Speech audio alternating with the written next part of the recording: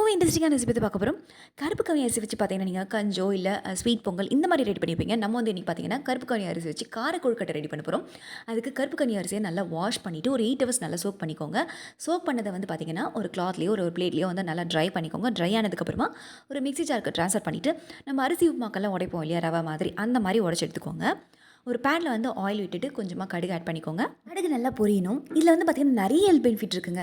இது நம்மளோட bad cholesterol லெவலில் வந்து பார்த்திங்கன்னா ரெடியூஸ் பண்ணுது. வெயிட் லாஸ் பண்ணுறவங்களுக்கு ரொம்ப ஹெல்ப்ஃபுல்லாக இருக்குது. அந்த காலத்தில் வந்து பார்த்திங்கன்னா ராஜாவே வந்து இது மற்றவங்களுக்கு கொடுக்கக்கூடாது, இதோட ஹெல்த் பெனிஃபிட்லாம் வந்து மற்றவங்களுக்கு கிடைக்கக்கூடாது, நம்ம மட்டும் தான் சாப்பிட்ணும் அப்படின்னு சொல்லிட்டு மற்ற பீப்புளுக்கு வந்து கிடைக்கக்கூடாதுன்னு சொல்லிட்டு பேன் பண்ணதாக கூட சொல்கிறாங்க.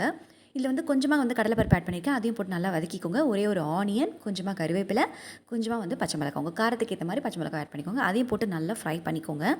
கிட்டத்தட்ட உங்களுக்கு பார்த்திங்கன்னா இது அரிசி உப்புமா நம்ம எப்படி ரெடி பண்ணுறோமோ அதே மாதிரி தான் ரெடி பண்ணணும். ஆனால் இதோட ஹெல்த் பெனிஃபிட் வந்து பார்த்திங்கன்னா ரொம்பவே அதிகம். கொஞ்சமாக பெருங்காய பவுடர் ஆட் பண்ணியிருக்கேன். அதையும் போட்டு நல்லா வதக்கிட்டு நீங்கள் எந்த கப்பில் வந்து கிரைண்ட் பண்ண அந்த பவுடர் அளக்குறீங்களோ அதே கப்பில் 2 கப் அளவுக்கு தண்ணி ஆட் பண்ணிக்கோங்க. தண்ணி ஆட் பண்ணிவிட்டு தேவையான அளவுக்கு சால்ட் ஆட் பண்ணிக்கோங்க. நல்லா கொதிக்கணும். அந்த சால்ட் வந்து நல்லா டிசால்வ் ஆகணும். அந்த அளவுக்கு கொதிக்கணும். இது வந்து பார்த்திங்கன்னா ஒரு 15 மினிட்ஸில் நீங்கள் வந்து இது ரெடி பண்ணிடலாம். நீங்கள் அரிசியை மட்டும் நல்லா ஊற வச்சுட்டு நல்லா கிரைண்ட் பண்ணி எடுத்திங்கன்னா ஒரு 15 மினிட்ஸ்லேயே இது ரெடி பண்ணிடலாம். தண்ணி நல்லா கொதிச்சிச்சு. நம்ம கிரைண்ட் பண்ண அந்த பவுடர் வந்து ஆட் பண்ணிக்கலாம். பவுடர் ஆட் பண்ண உடனே நீங்கள் நல்லா மிக்ஸ் பண்ணணும், இல்லைன்னா லம்ஸ் ஃபார்ம் ஆகிடும். இன்கேஸாக நீங்கள் வந்து ஃபைன் பவுடராக நீங்கள் வந்து கிரைண்ட் பண்ணிட்டீங்க அப்படின்னா நீங்கள் தண்ணியோட அளவு வந்து கம்மி பண்ணிவிட்டு ஆட் பண்ணிக்கோங்க. அப்படி இல்லைன்னா நீங்கள் தண்ணி அதிகமாக ஊற்றிட்டீங்க அப்படின்னாலும் நீங்கள் வந்து பார்த்திங்கன்னா 2 டீஸ்பூன் அளவுக்கு ரைஸ் ஃப்ளாரை ஆட் பண்ணிவிட்டு நல்லா மிக்ஸ் பண்ணிங்கன்னா உங்களுக்கு கரெக்டாக செட் ஆகிடும். தண்ணி வந்து நல்லா அப்சர்வ் ஆகிடும்.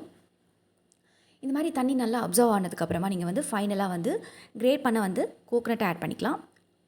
அதையும் ஆட் பண்ணிவிட்டு நல்லா ஒரு மிக்ஸ் கொடுத்தீங்கன்னா சூப்பராக ரெடி ஆகிடும். அதுக்குள்ளே நீங்கள் வந்து பார்த்திங்கன்னா இட்லி பாத்திரத்தில் தண்ணி விட்டுட்டு நல்லா இந்த மாதிரி ஸ்டீம் பண்ணி எடுத்துக்கணும். ஸ்டீம் ஆகிட்டே இருக்கும்போதே நீங்கள் வந்து இதை நல்லா ஆற வச்சுட்டு கையில் வந்து ஆயில் க்ரீஸ் பண்ணிக்கோங்க. நீங்கள் கொடுக்கட்ட ஷேப்பில் வந்து பார்த்திங்கன்னா நல்லா பிடிச்சிட்டு இந்த மாதிரி ரெடி பண்ணி வச்சுக்கோங்க. ஸ்டீம் வந்ததுக்கப்புறமா நீங்கள் இதை வச்சிங்கன்னா உங்களுக்கு கரெக்டாக குக் ஆகும். நீங்கள் ஸ்டீம் பண்ணாமல் உடனே நீங்கள் எடுத்து வச்சிட்டிங்க அப்படின்னீங்கன்னா உங்களுக்கு கொஞ்சம் ஹார்டாக இருக்க மாதிரி இருக்கும். ஸ்டீம் பண்ணதுக்கப்புறமா உங்களுக்கு தேவையான அளவுக்கு எடுத்து வச்சிட்டிங்கன்னா ஒரு 3 மினிட்ஸில் வந்து சூப்பராக குக் ஆகிடும். இது வந்து பார்த்திங்கன்னா ரொம்ப நேரம் வந்து குக் பண்ணணுன்ற அவசியம் இல்லை. ஏன்னா நம்ம ஏற்கனவே வந்து சோக் பண்ணி கிரைண்ட் பண்ணியிருக்கோம், குக் பண்ணியிருக்கோம். அதனால் ஒரு 3 மினிட்ஸில் வந்து சூப்பராக குக் ஆகிடும். இது வந்து பார்த்திங்கன்னா நீங்கள் மார்னிங் பிரேக்ஃபாஸ்ட்டாவோ இல்லை ஈவினிங் ஸ்நாக்ஸாக கூட எடுத்துக்கலாம். இது உங்களுக்கு பிடிச்சமான சட்னியோடையும் சர்வ் பண்ணலாம். நான் வந்து இன்றைக்கி பார்த்திங்கன்னா கார சட்னி தேங்காய் சட்னியோட சர்வ் பண்ணியிருக்கேன். ரொம்பவே டேஸ்டியாக இருக்கும். ட்ரை பண்ணி பாருங்கள். சுவைக்கான தேடல் தொடரட்டும்.